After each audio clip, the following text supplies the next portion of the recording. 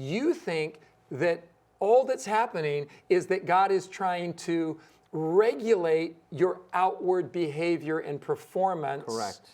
But God is actually interested in what's going on inside your heart, your mind, your motives, your feelings. Beautiful. So you've heard that it was said, don't commit murder, Yeah. by which they could very easily feel self-righteous and justified in that I've never driven a knife into somebody's chest. I've never murdered anybody physically. But then Jesus essentially says, but if inside of you, if in your heart you are experiencing a posture of hostility toward your fellow human being, you are a murderer, right? And then Jesus turns to, listen, if there is some kind of relational breakage between you and your fellow human being, you're not supposed to wait for him or her to come to you.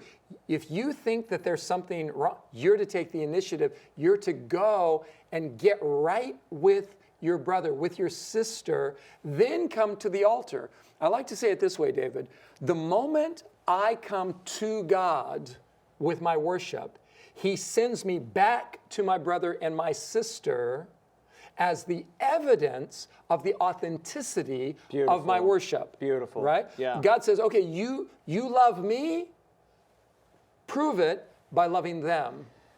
Oh, Ty, there's so much there. First of all, the point that I made earlier, I think, is really on display here, that from an exclusive religion comes an emphasis on externalities, right? And so when Jesus drives here at the internal sort of barometer of the heart, he's saying, look, I want you to live peaceably with one another. And both of these terms here, it's not exactly known what raka means or the you fool, but what is sort of agreed upon by commentators is that these were terms of dismissiveness and moral contempt. Yeah. So it doesn't matter. Like, we might say, what, you idiot, Yeah. you know, whatever nomenclature or language we would use today. The point is that Jesus says, if you can just write people off with the stroke of a pen or the, a word, he said, no, that's not it. Right. And if you think you can come and bring your animal, your sacrificial animal before me, and know that you're in hostility or and you think I'm just going to be like, oh, here's my, no, you go make peace. You know what's going on here, Ty? He is saying, if you want to live peaceably with me as God, you need to live peaceably with my children. That's right. This gets us back to the Beatitudes. Meekness emerges naturally, organically, when we realize that we are all spiritually impoverished.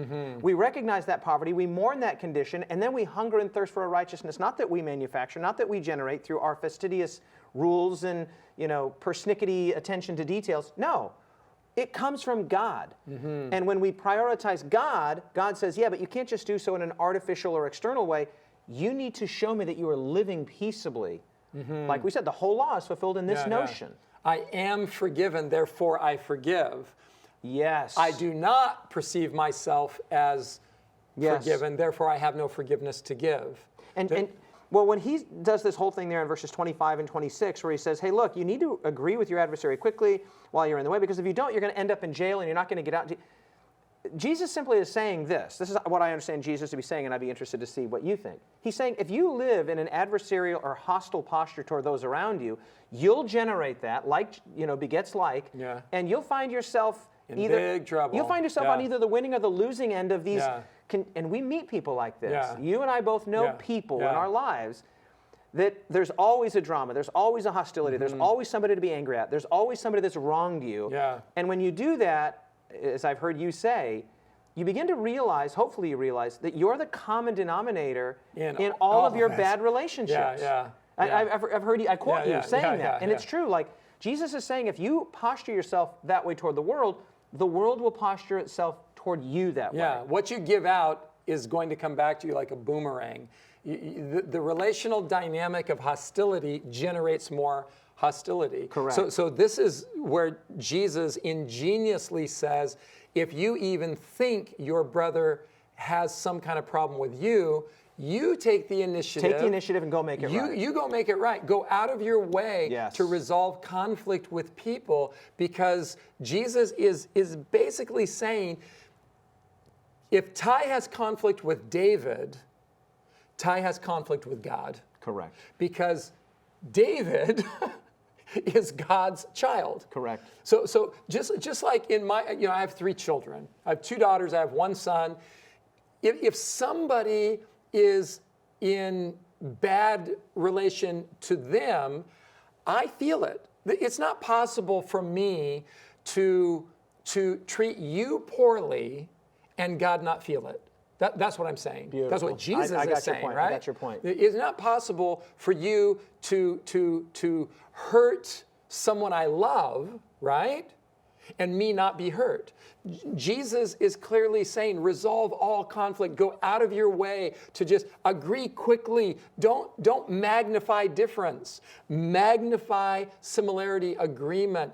Don't nitpick yourself into a broken relationship with someone.